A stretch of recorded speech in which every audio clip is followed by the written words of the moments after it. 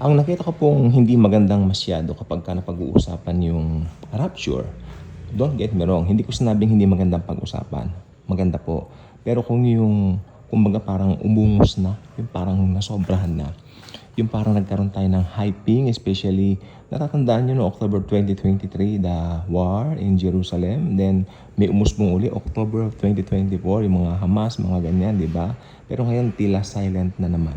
Ang mga tao, ang nakita ko po dito, the observation I had dito sa ganitong bagay, usapin ay, kapag ka nandyan yung mga ganyan nangyayari, nakaka-relate na naman sila. And then, pag nawala yung parang, wala na naman, parang, hindi naman nangyari. Ganoon. Lalo na ngayon, 2024, marami na naghihintay no October, parang ito na nga, di ba? Ba't hindi naman po nangyari? Let me correct your mindset. Makinig po kayong mabuti. Makinig tayong mabuti. Dahil napaka-importante po nito. Hindi ko mo natatagalan o nagluluwat ay hindi na mangyayari. Not on your calendar, but in the calendar of the Lord Jesus Christ Himself. Ang rapture ay imminent, totoo, at katotohanan na mangyayari anytime. Okay, ganito po yan. Let me give you an example. Sa mga buhay-buhay po natin, all of us, lahat na nakikinig dito, sige po, hinahamon ko po kayo. Are there instances in your lives na parang nabigla na lang kayo o nagulat kayo na nangyari na lang? Ito sinasabi ko, both mabuti at masama. Both mabuti at masama ang sinasabi ko. 'Di ba? Sa akin naman po, may mga pangyayari sa buhay ko na hindi ko kalain na pupunta ako doon sa lugar na yon, nung araw na yon, na hindi ako nakaplano. Tulad kanina, may lakad po ako, may pinuntahan ako. Hindi po nakaplano na pupunta ako doon. Pero itong araw na to, hiningi ng pagkakataon na pumunta ako roon. Without any planning. Ito naman po mas maganda. Doon tayo pumunta sa mas magandang ehemplo. May mga bagay po ba kayong mga natanggap na sa buhay ninyo? Like for example, mga gifts, mga blessings na hindi nyo inaasahan. Tama? Oo, hindi. Oo, meron. All of us, meron po. Kaya lang, ang pangit, kasama rin dyan yung mga hindi inaasahan. Sometimes na pangit, no? Pero kung maganda yung nangyari, di ba lundag-lundag tayo, masaya tayo.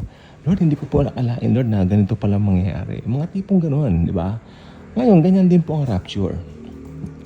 Kung hindi mo inaasahan, kung kailan hindi mo ito iniisip, or should I say, iniintindi, doon po siya mangyayari. Kasi ang rapture po, ewan ko po karamihan po ng mga nagsasabi, isang karaniwang umaga lang daw ang rapture, isang karaniwang araw, sabi nila. So iba naman may nagblablag, isang karaniwang umaga ganun. Well, wala pong binanggit. Basta ang rapture po mangyayari po any time of the day, any minute of the day. Halimbawa, ano kung mangyari yan ng hapunan? Ano kung mangyari yan ng ating gabi?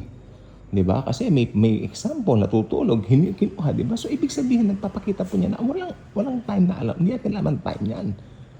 Naliligo ka, mararapture ka na, mali mo. So, ganun po yan. Unexpected. Pero let me anong tawag dito? Let me call your attention. Kasi, yung timeline ng Diyos, perfect. Ang timeline natin, since tayo ay sakop ng mundo, nakakulong tayo dito sa mundo di ba? Huwag nating itulad ang Diyos sa timeline natin. Jesus' calendar is different from ours. Nung naging tao siya ng 33 years, yes, pasado. Na nagpasakop siya ng 33 anyos dito sa ating kalendaryo.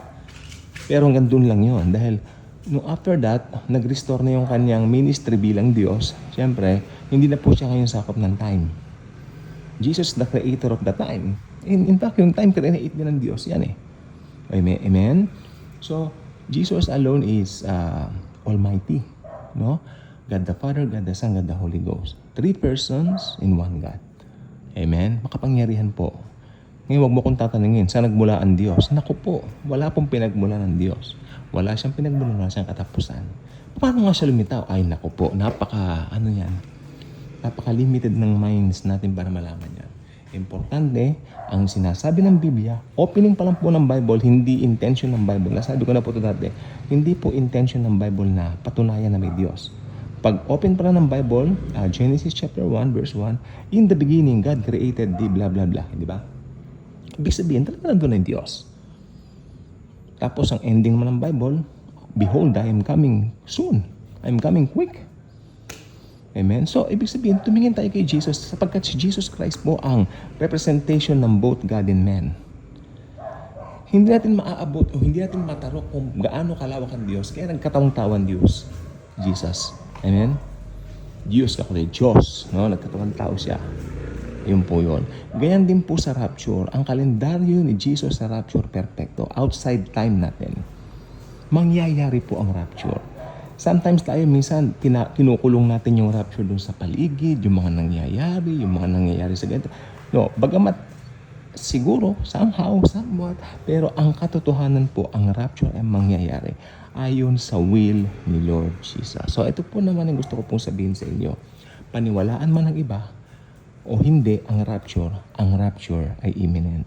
At ito ay tunay at totoong mangyayari anytime now. God bless po sa ating lahat. Jesus truly loves us all. Jesus is coming soon for us. God bless.